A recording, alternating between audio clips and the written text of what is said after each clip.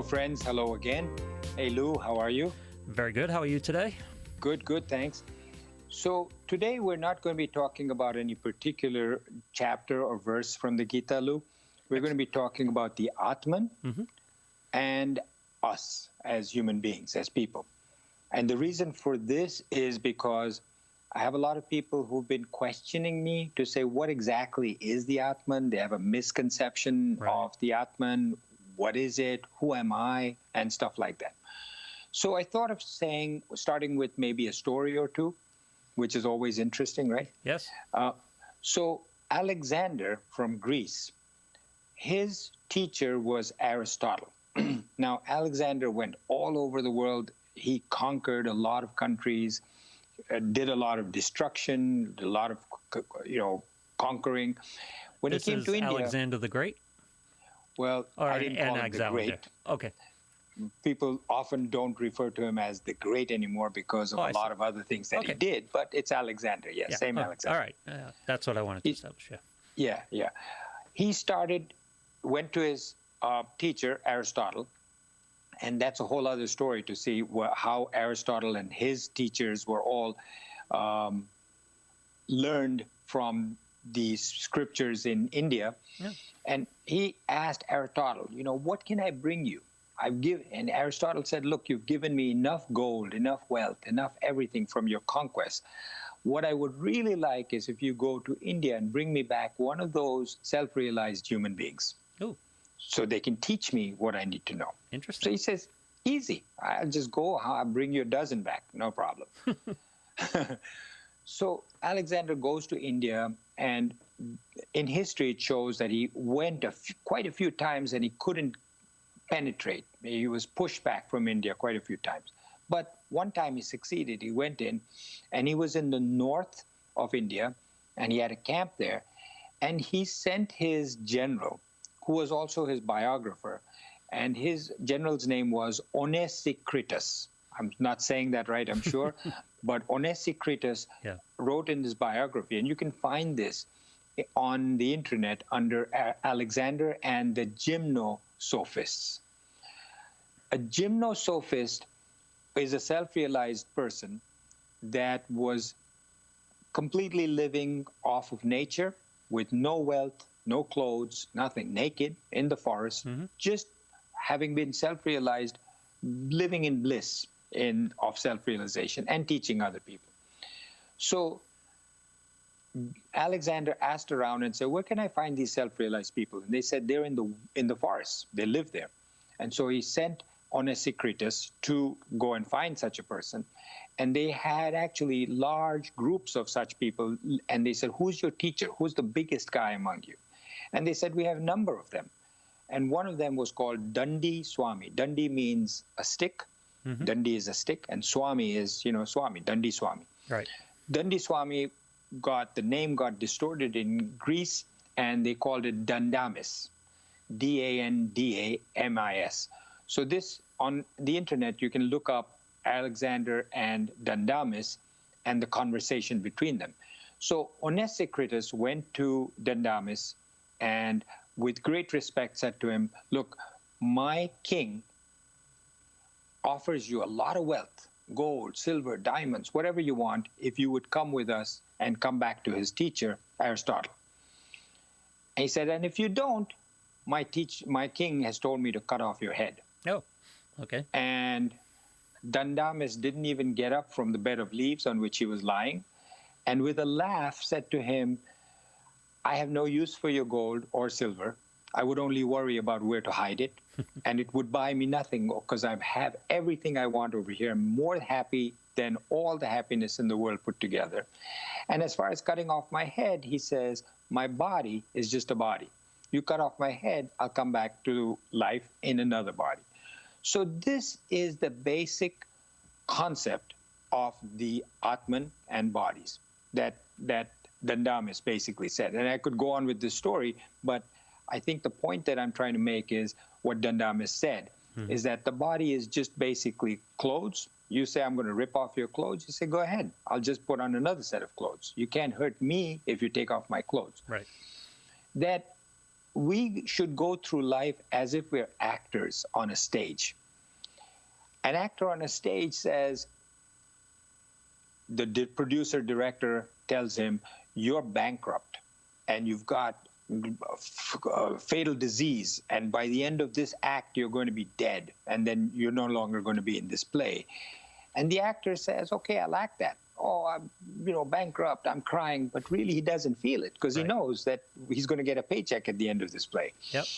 He doesn't cry because he's got diagnosed with some horrible illness, because he knows that in reality this is just an act for him.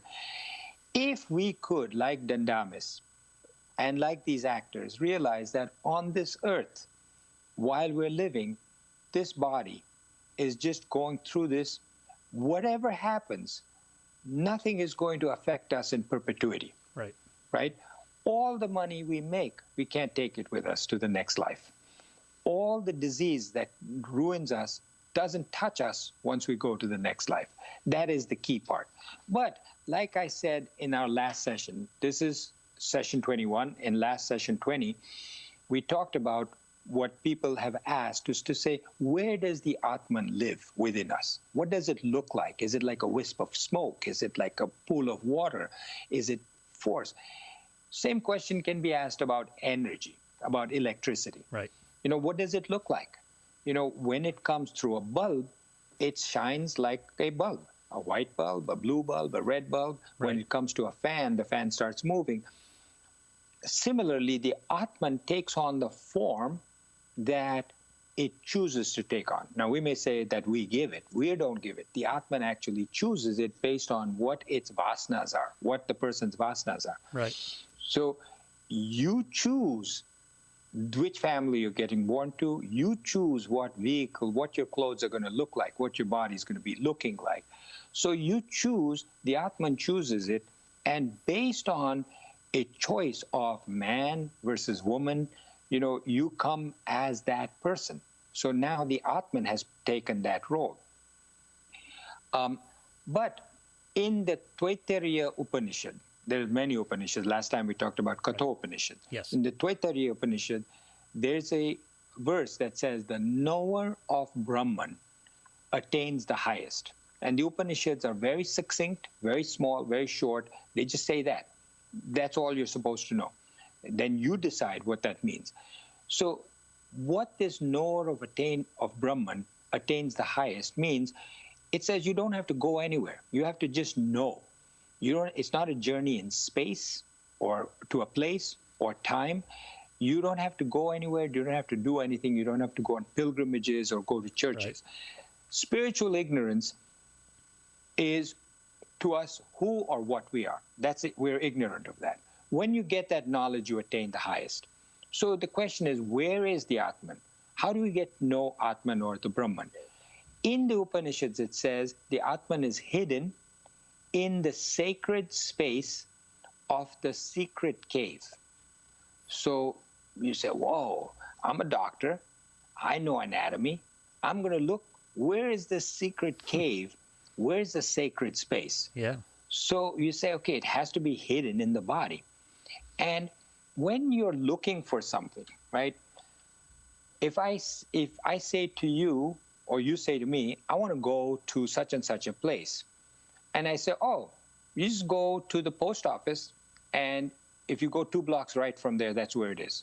Right. You say, but I don't know where the post office is. Oh, do you know where the Bank of America is? I don't know where the Bank of America is. My question to you would be, well, what do you know? Yep. Right? Oh, I know the fire station. Okay, fine. You know the fire station. Okay, so you go to the fire station, you go from there. So you choose something you know. This, in the Upanishads, is known as the Arundhati Jnana. Arundhati is a star in the sky that basically has a companion star. And throughout its entire life, the 2 stars just keep going around and around without changing their journey. Right. So when a bride gets married, it is told, the bride and the bridegroom are told to look at this Arundhati star. It's a very faint star, not a shiny star. So it's hard to find. So how did the old people say, look at that star? They say, look at that star. There's 1 million stars on the night sky in India. So they said, okay, you see that tree there? Yes. You see that lowest branch? You see where it's pointing? Yes. You see the star that's at the tip of that point? Yes. That's the Arundhati star. Right. So you use a known point to get to an unknown point. So similarly, what the Upanishads say is that you start with something you know. And the Upanishads say the lion looking for the lion, looking for the Atman, is like looking for a lion in the deep, dark forests of philosophy. So it starts with the body. Yes. It says the body everybody knows. It's known as Annamaya. Anna means food. Annamaya is the body. And it says it's pervaded by food. And says, okay, Annamaya. So you say, oh, my body is the Atman. That's really where the Atman is. Are you the body? You, the seeker? I'm the body. I am the body. Well, the body changes. When you were born, you were just a little baby. Right. Then you became bigger. Then you become a young man. Then you become an old man. Then you become a man with no hair and gray hair and wrinkles and all kinds of things. And the body has changed. So are you really the body? Because you, as I keep saying, I'm the same. Right. You can't be the body for that reason. And there's a lot of other reasons that the Upanishads gives that says you are not the body. Because you can be the knower, and you would have to know something that is the subject and the object, right. The knower and the known. In this case, you know of the body. So who knows about the body? I know of the body. So you, the body, can't be I. It has to be different. Okay. So we always think of ourselves as conscious. The body is inert. The body is not conscious. It's insentient. We are aware. We know what it is. So the body can't be the Atman. So you say, well, the Atman cannot be the body for that reason. So what's the next step? The next step is real you is different from the Annamaya. And now we got up to the post office, which you knew. Now we say, okay, so it's not the body. All right, what is it? Well, what enlivens the body? It's known as prana. So the next level that the Upanishads say, well, prana maya. The maya, which is prana. What is prana? Prana is what pervades this body, gives us life.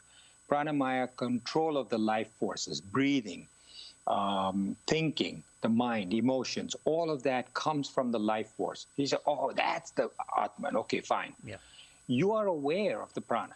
Right. So you are different from the prana. You can't be the prana again. You can't know it. I say, I know the prana. So you go deeper. Upanishads say, look more subtly than that. So the third one it says is your mind. Must be your mind, because that's where all the memories are, the thoughts, our personality, likes, dislikes, my feelings, my memories. It's called the manomaya. And you say, nah, when I'm happy, I know I'm happy. Yep. When I'm unhappy, I know I'm unhappy. When I have desires, I know I have desires. So we experience our own ideas, we experience our emotions. I can't be the mind. Thoughts, memories, everything we experience. So you say, look deeper, the Upanishad says. Look at the Vijnana Maya, Jnana Maya, which is the buddhi, the intellect. It understands, the intellect understands. It's the agent. I am the mind. I certainly can't be the intellect if I think I know that I'm the mind. Right. So I understand. I don't understand, which means, again, I understand. Right. I don't understand. So I can't be the intellect. So I know certain things, I've forgotten certain things, but I'm still here. I'm old now, I've forgotten a lot of things. I'm still here, so I can't be the Atman. In deep sleep, when we're not dreaming, we're not awake, we're still aware of different things. We wake up, we say, oh my God, I was so fast asleep. I didn't know anything, but I was still alive, I was still around. So that is known as Anandamaya, which is the bliss sheath, which is so totally 5 sheets. And in dreamless sleep, there's no intellect, no mind, no body. Right. You don't even move. So that's the sheath of bliss. But again, that's not the Atman. So there is the Upanishads, a story of 10 people, 10 young students of the Upanishads crossing a river. And in that, they say, okay, listen, this river has got a huge torrent. It's flowing fast. We don't want to die, okay? How many of us are there? There's 10 of us. Okay, fine, let's cross the river. So they, with great difficulty, could come back to the other side. And this guy gets up. He says, okay, I'm going to start counting. 1, 2, 3, 4, 5, 6, 7, 8, 9. He says, oh, only 9. Mm-hmm. Oh, one person died. And they all start crying. A man is walking by, and he says, what happened? He says, well, there were 10 of us started. We all counted. Each one of us counted. We only counted 9. And he said, that's because you didn't count yourself. Oh. If you count yourself, then you become 10. You're counting everybody else. Which brings up the important thing. We talk about the Atman saying, it's us that's doing the counting. Right. We are the ones that are saying, oh, it's the body, it's the mind, it's the intellect, it's the prana, it's the bliss sheath. But who's doing all this? It's I, the Atman, that's doing it. Right. It's using the body and the vocal cords and the tongue to talk about it, but it's I who's doing that. So in the Kena Upanishads, it talks about these 5 sheets.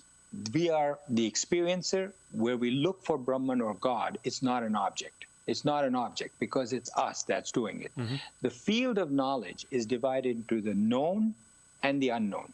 So you're saying, I'm the known, I'm looking for the unknown. No, you, the Atman, is the knower. You're not the known, you're not the unknown. You're the knower. Right. And to make that, in my mind, it really crystallized when I saw the example of sugar and water and sugar and milk. You take sugar and you mix it in milk, and now the milk is sweet. You drink it, you say, oh, this is sweet. Right. Okay, but what made it sweet? The sugar. Where's the sugar? You can't see the sugar in the milk. You can't see the sugar in the water. So our Atman gives the body, the prana, the bliss sheath, everything, its nature. Without the Atman, it's not there. It's a difficult concept for most people to understand. But if you try and understand this, it'll make it crystal clear. A wave in an ocean, you say, what's in the wave? It's seawater. Right. Okay, if you could take that whole wave out and put it in the lab, you say, okay, I'm dissecting it to say, let me take the wave apart. And it's just water if you do that. Yep. You say, well, what happened to the wave? The wave and the water are the same. You can't separate it out. Right.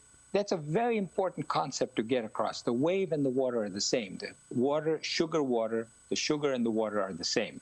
If you try to separate it out, at least as far as maybe with the sugar and water and sugar and milk, you can by evaporating, etc. It's hard, but you cannot do it with the wave and seawater, and you cannot do it with the Atman, because the Atman is us. Right. The Atman presents as our body, as our prana, and you cannot separate. It's all consciousness.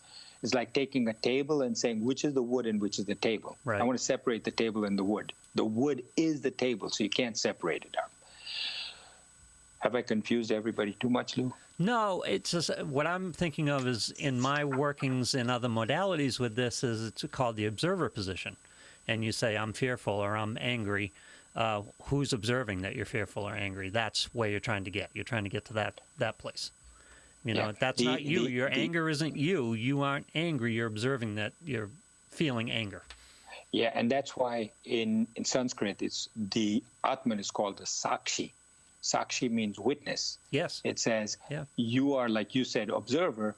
In Sanskrit, it says witness. Right. Witnessing everything that's going on with this being's life right now, but being totally separate and being a witness. You aren't your thoughts. You aren't your emotions. They're happening to you, and you're observing them. Right. Yeah. Yeah, you are the Atman. Mm-hmm. So thank you all for joining. Lou, if you could tell them about Facebook and putting their questions on there and podcasts and so on, that would be great. Yes, whether you're watching us on Facebook, you can leave comments on Facebook as well. That's the best way to get to the doctor and get some responses and talk about these issues on Facebook. The Gita, Memoirs of a Psychiatrist, that's where you find the Facebook page. If you're on the Facebook page and you want podcasts for the drive, Apple Podcasts, Google Podcasts, Spotify, almost anywhere you get podcasts, you can find us. Gita, Memoirs of a Psychiatrist. So find us there, listen to us on the audio-only podcast, comment here on Facebook, and we'd love to hear from you. Yep, thank you.